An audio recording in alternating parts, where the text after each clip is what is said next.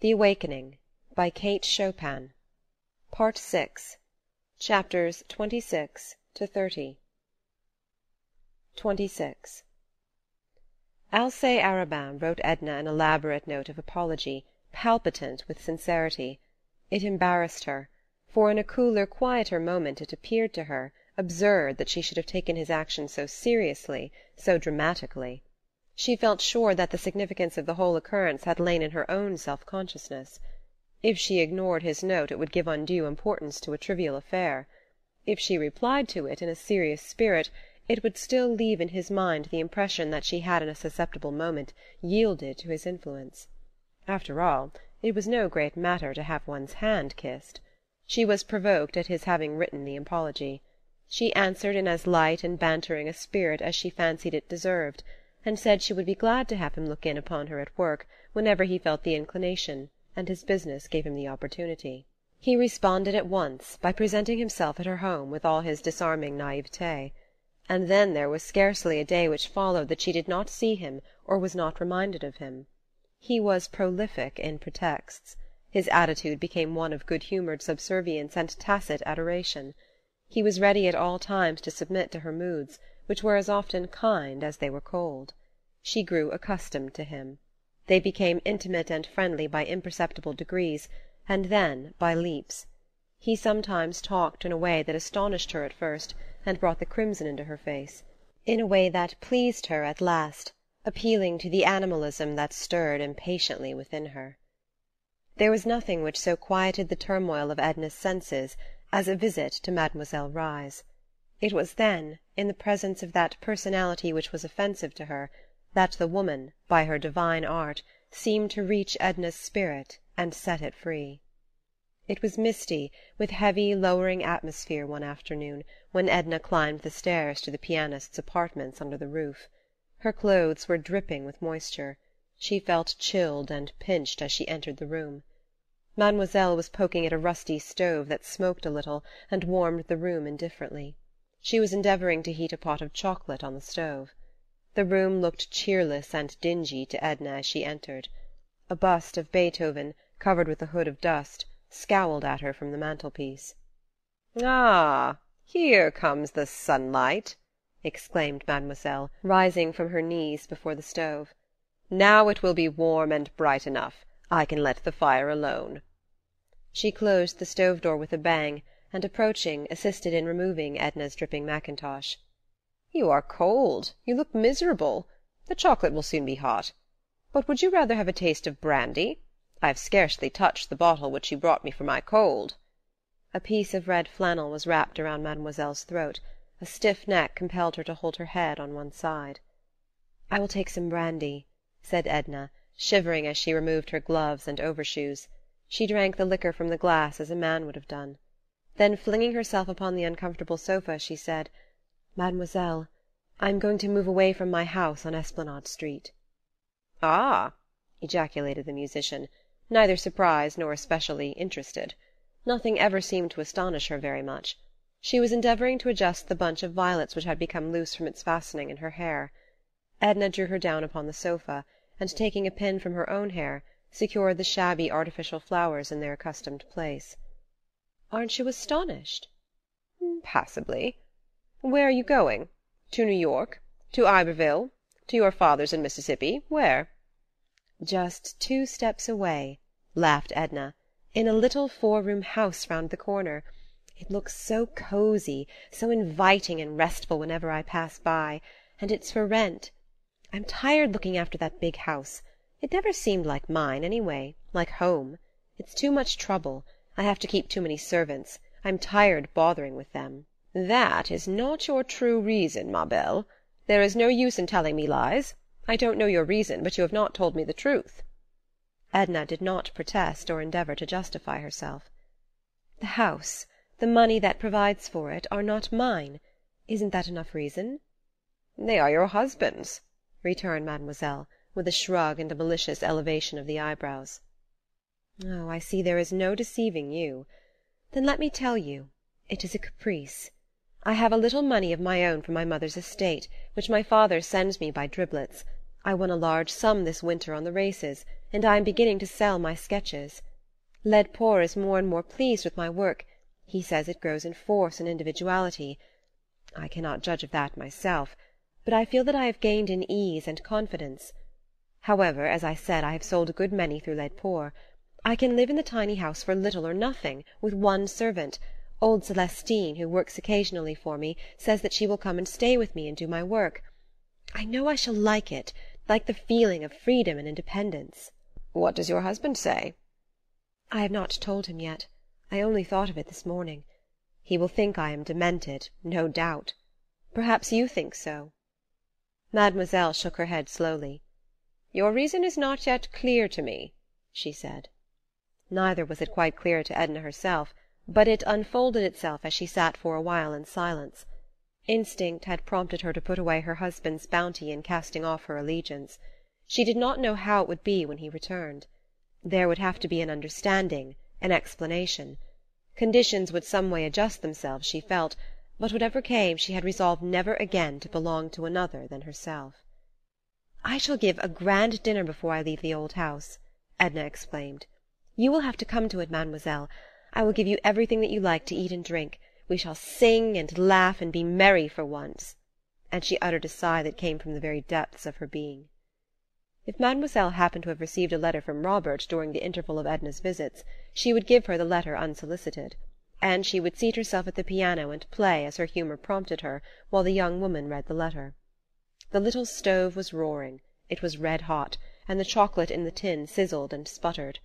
Edna went forward and opened the stove door, and mademoiselle, rising, took a letter from under the bust of Beethoven and handed it to Edna. "Another! So soon!" she exclaimed, her eyes filled with delight. "Tell me, mademoiselle, does he know that I see his letters?" "Never in the world. He would be angry, and would never write to me again if he thought so. Does he write to you? Never a line. Does he send you a message? Never a word. It is because he loves you, poor fool, and is trying to forget you, since you are not free to listen to him or to belong to him." "Why do you show me his letters, then?" "Haven't you begged for them? Can I refuse you anything? Oh, you cannot deceive me." And mademoiselle approached her beloved instrument and began to play. Edna did not at once read the letter. She sat holding it in her hand, while the music penetrated her whole being like an effulgence, warming and brightening the dark places of her soul. It prepared her for joy and exultation. "Oh!" she exclaimed, letting the letter fall to the floor. "Why did you not tell me?" She went and grasped mademoiselle's hands up from the keys. "Oh, unkind, malicious! Why did you not tell me?" "That he was coming back? No great news, ma foi. I wonder he did not come long ago." "But when? When?" Edna cried impatiently. "He does not say when." "He says very soon. You know as much about it as I do. It is all in the letter." "But why? Why is he coming? Oh, if I thought—" And she snatched the letter from the floor, and turned the pages this way and that way, looking for the reason which was left untold. "If I were young, and in love with a man," said mademoiselle, turning on the stool and pressing her wiry hands between her knees as she looked down at Edna, who sat on the floor holding the letter, "it seems to me he would have to be some grand esprit, a man with lofty aims and ability to reach them, one who stood high enough to attract the notice of his fellow men. It seems to me if I were young and in love, I should never deem a man of ordinary calibre worthy of my devotion." "Now it is you who are telling lies and seeking to deceive me, mademoiselle. Or else you have never been in love, and know nothing about it. Why," went on Edna, clasping her knees and looking up into mademoiselle's twisted face, "do you suppose a woman knows why she loves? Does she select? Does she say to herself, 'Go to, here is a distinguished statesman with presidential possibilities. I shall proceed to fall in love with him'? Or, 'I shall set my heart upon this musician, whose fame is on every tongue'? Or, 'this financier, who controls the world's money-markets'?" "You are purposely misunderstanding me, ma reine. Are you in love with Robert?" "Yes," said Edna. It was the first time she had admitted it, and a glow overspread her face, blotching it with red spots. "Why?" asked her companion. "Why do you love him, when you ought not to?" Edna, with a motion or two, dragged herself on her knees before Mademoiselle Reisz, who took the glowing face between her two hands. "Why?" Because his hair is brown and grows away from his temples, because he opens and shuts his eyes, and his nose is a little out of drawing, because he has 2 lips and a square chin and a little finger which he can't straighten from having played baseball too energetically in his youth, because—" "Because you do, in short," laughed Mademoiselle. "What will you do when he comes back?" she asked. "Do? Nothing, except feel glad and happy to be alive." She was already glad and happy to be alive at the mere thought of his return. The murky, lowering sky, which had depressed her a few hours before, seemed bracing and invigorating as she splashed through the streets on her way home. She stopped at a confectioner's and ordered a huge box of bonbons for the children in Iberville. She slipped a card in the box, on which she scribbled a tender message, and sent an abundance of kisses.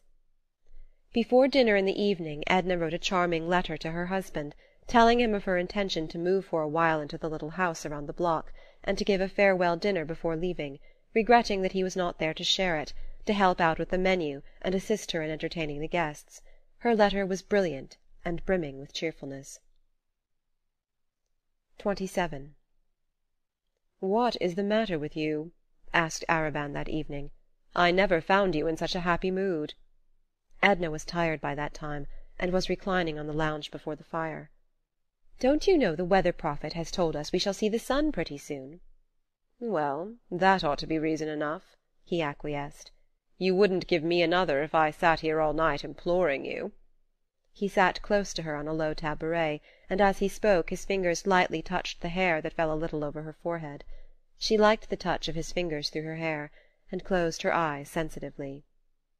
"One of these days," she said, "I'm going to pull myself together for a while and try to determine what character of a woman I am. For, candidly, I don't know.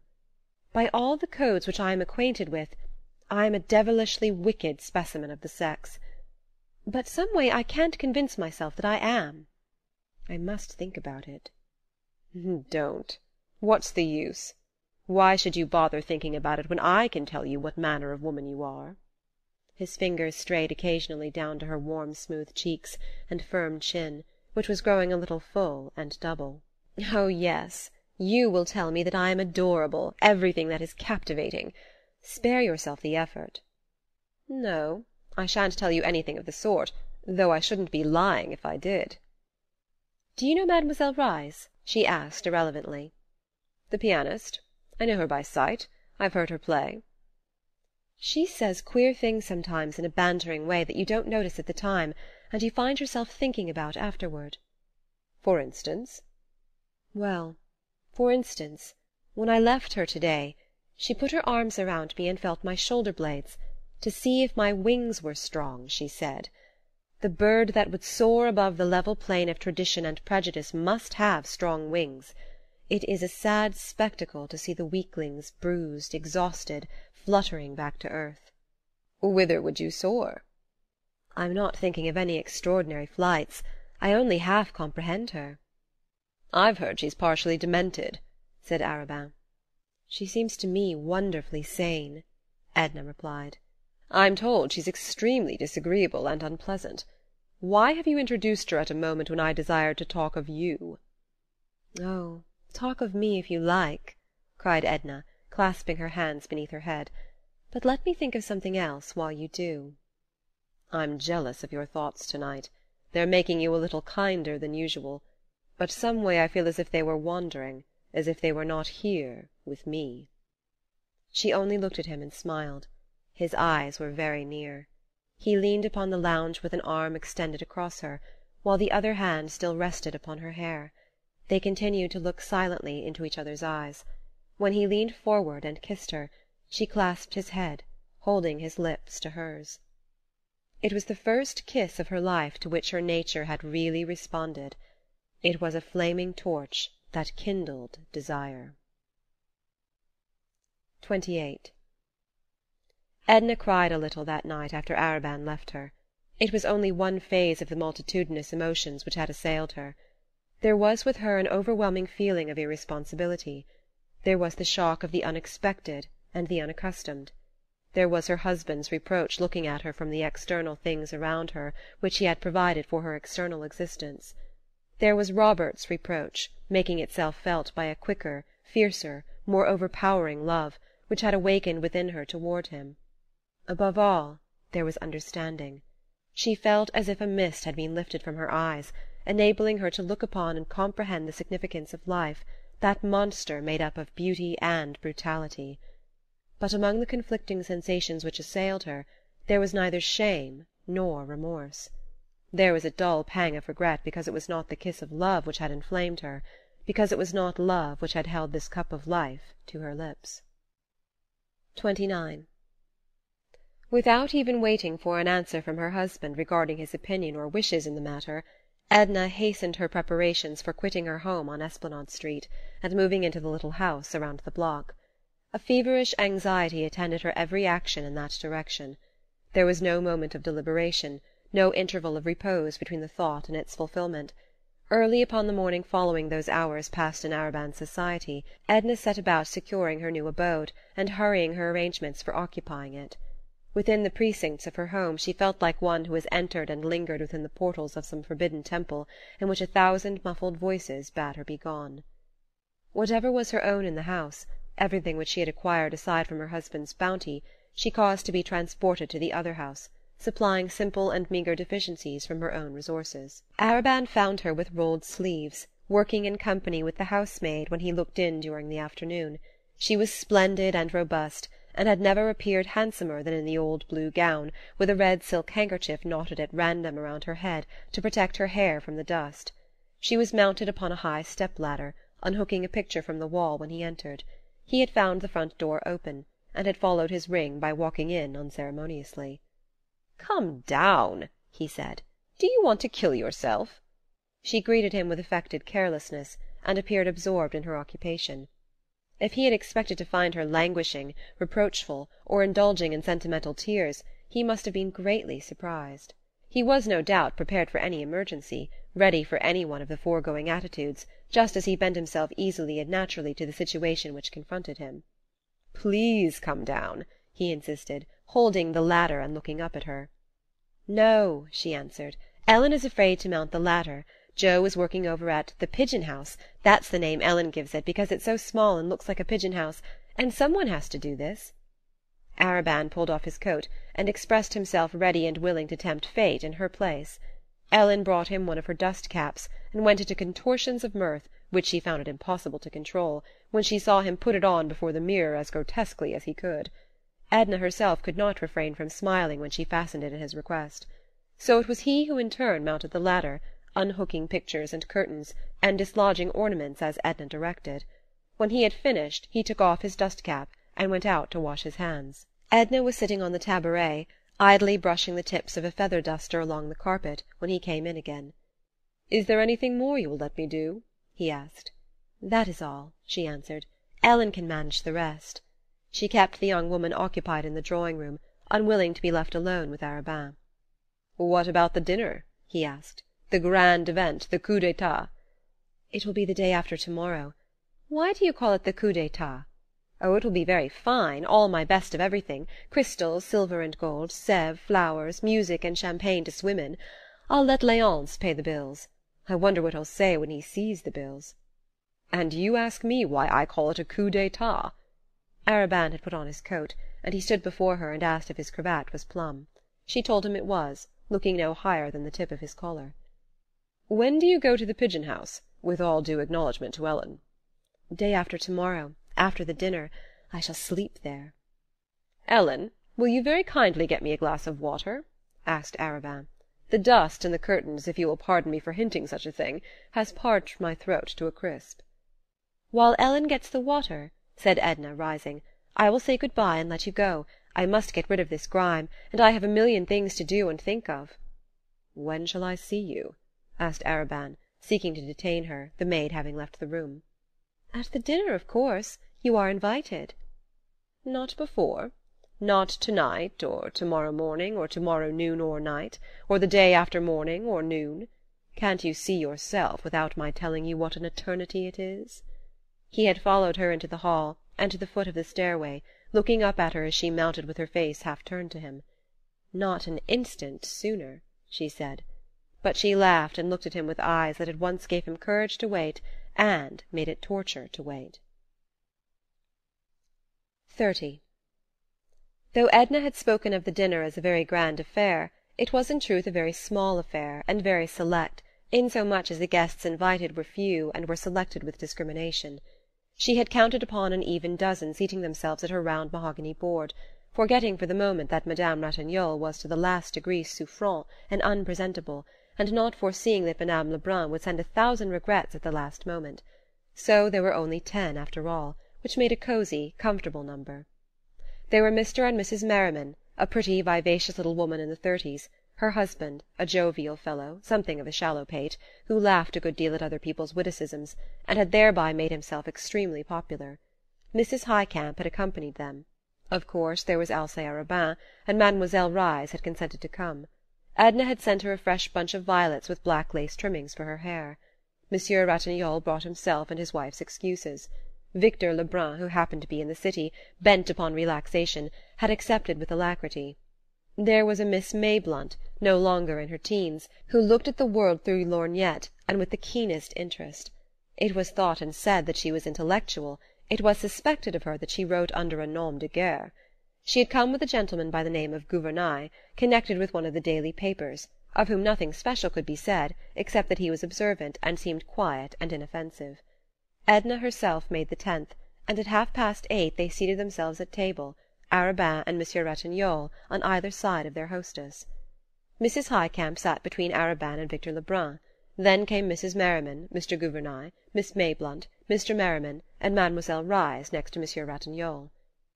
There was something extremely gorgeous about the appearance of the table, an effect of splendour conveyed by a cover of pale yellow satin under strips of lace-work.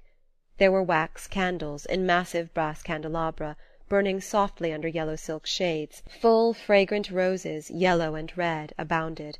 There were silver and gold, as she had said there would be, and crystal which glittered like the gems which the women wore. The ordinary stiff dining-chairs had been discarded for the occasion, and replaced by the most commodious and luxurious which could be collected throughout the house. Mademoiselle Reisz, being exceedingly diminutive, was elevated upon cushions, as small children are sometimes hoisted at table upon bulky volumes. "Something new, Edna?" exclaimed Miss Mayblunt, with lorgnette directed toward a magnificent cluster of diamonds that sparkled, that almost sputtered, in Edna's hair, just over the centre of her forehead. "Quite new. Brand new, in fact. A present from my husband. It arrived this morning from New York. I may as well admit that this is my birthday, and that I am 29. In good time I expect you to drink my health. Meanwhile, I shall ask you to begin with this cocktail, composed—would you say composed?" with an appeal to Miss Mayblunt. "Composed by my father in honour of Sister Janet's wedding." Before each guest stood a tiny glass that looked and sparkled like a garnet gem. "Then, all things considered," spoke Arobin, "it might not be amiss to start out by drinking the Colonel's health in the cocktail which he composed, on the birthday of the most charming of women, the daughter whom he invented." Mr. Merriman's laugh at this sally was such a genuine outburst and so contagious that it started the dinner with an agreeable swing that never slackened. Miss Mayblunt begged to be allowed to keep her cocktail untouched before her, just to look at. The colour was marvellous. She could compare it to nothing she had ever seen, and the garnet lights which it emitted were unspeakably rare. She pronounced the Colonel an artist, and stuck to it. Monsieur Ratignolle was prepared to take things seriously, the mets, the entremets, the service, the decorations, even the people. He looked up from his pompano and inquired of Arobin if he were related to the gentleman of that name who formed one of the firm of Laitner and Arobin, lawyers. The young man admitted that Laitner was a warm personal friend, who permitted Arobin's name to decorate the firm's letterheads and to appear upon a shingle that graced Perdido Street. "There are so many inquisitive people and institutions abounding," said Arobin, "that one is really forced as a matter of convenience these days to assume the virtue of an occupation if he has it not." Monsieur Ratignolle stared a little, and turned to ask Mademoiselle Reisz if she considered the symphony concerts up to the standard which had been set the previous year. Mademoiselle Reisz answered Monsieur Ratignolle in French, which Edna thought a little rude under the circumstances, but characteristic. Mademoiselle had only disagreeable things to say of the symphony concerts, and insulting remarks to make of all the musicians of New Orleans, singly and collectively. All her interest seemed to be centred upon the delicacies placed before her. Mr. Merriman said that Mr. Arobin's remark about inquisitive people reminded him of a man from Waco the other day at the St. Charles Hotel, but as Mr. Merriman's stories were always lame and lacking point, his wife seldom permitted him to complete them. She interrupted him to ask if he remembered the name of the author whose book she had bought the week before, to send to a friend in Geneva. She was talking books with Mr. Gouvernail, and trying to draw from him his opinion upon current literary topics. Her husband told the story of the Waco man privately to Miss Mayblunt, who pretended to be greatly amused, and to think it extremely clever. Mrs. Highcamp hung with languid but unaffected interest upon the warm and impetuous volubility of her left-hand neighbour, Victor Lebrun. Her attention was never for a moment withdrawn from him after seating herself at table, and when he turned to Mrs. Merriman, who was prettier and more vivacious than Mrs. Highcamp, she waited with easy indifference for an opportunity to reclaim his attention. There was the occasional sound of music, of mandolins, sufficiently removed to be an agreeable accompaniment rather than an interruption to the conversation. Outside, the soft, monotonous splash of a fountain could be heard. The sound penetrated into the room with the heavy odour of jessamine that came through the open windows. The golden shimmer of Edna's satin gown spread in rich folds on either side of her. There was a soft fall of lace encircling her shoulders. It was the colour of her skin, without the glow, the myriad living tints that one may sometimes discover in vibrant flesh. There was something in her attitude, in her whole appearance when she leaned her head against the high-backed chair and spread her arms, which suggested the regal woman, the one who rules, who looks on, who stands alone. But as she sat there amid her guests, she felt the old ennui overtaking her, the hopelessness which so often assailed her, which came upon her like an obsession, like something extraneous, independent of volition. It was something which announced itself, a chill breath that seemed to issue from some vast cavern wherein discords waited. There came over her the acute longing which always summoned into her spiritual vision the presence of the beloved one, overpowering her at once with a sense of the unattainable. The moments glided on, while a feeling of good fellowship passed around the circle like a mystic cord, holding and binding these people together with jest and laughter. Monsieur Ratignolle was the first to break the pleasant charm. At 10 o'clock he excused himself. Madame Ratignolle was waiting for him at home. She was bien souffrante, and she was filled with vague dread, which only her husband's presence could allay. Mademoiselle Reisz arose with Monsieur Ratignolle, who offered to escort her to the car. She had eaten well, she had tasted the good rich wines, and they must have turned her head, for she bowed pleasantly to all as she withdrew from table. She kissed Edna upon the shoulder, and whispered, "Bonne nuit, ma reine. Soyez sage." She had been a little bewildered upon rising, or rather descending from her cushions, and Monsieur Ratignolle gallantly took her arm and led her away. Mrs. Highcamp was weaving a garland of roses, yellow and red. When she had finished the garland, she laid it lightly upon Victor's black curls. He was reclining far back in the luxurious chair, holding a glass of champagne to the light. As if a magician's wand had touched him, the garland of roses transformed him into a vision of oriental beauty. His cheeks were the colour of crushed grapes, and his dusky eyes glowed with a languishing fire. "Sapristi!" exclaimed Arobin. But Mrs. Highcamp had one more touch to add to the picture. She took from the back of her chair a white silken scarf, with which she had covered her shoulders in the early part of the evening. She draped it across the boy in graceful folds, and in a way to conceal his black, conventional evening dress. He did not seem to mind what she did to him, only smiled, showing a faint gleam of white teeth, while he continued to gaze with narrowing eyes at the light through his glass of champagne. "Oh, to be able to paint in colour rather than in words!" exclaimed Miss Mayblunt, losing herself in a rhapsodic dream as she looked at him. "There was a graven image of desire painted with red blood on a ground of gold," murmured Gouvernail, under his breath. The effect of the wine upon Victor was to change his accustomed volubility into silence. He seemed to have abandoned himself to a reverie, and to be seeing pleasing visions in the amber bead. "Sing," entreated Mrs. Highcamp. "Won't you sing to us?" "Let him alone," said Arobin. "He's posing," offered Mr. Merriman. "Let him have it out." "I believe he's paralyzed," laughed Mrs. Merriman, and leaning over the youth's chair she took the glass from his hand and held it to his lips.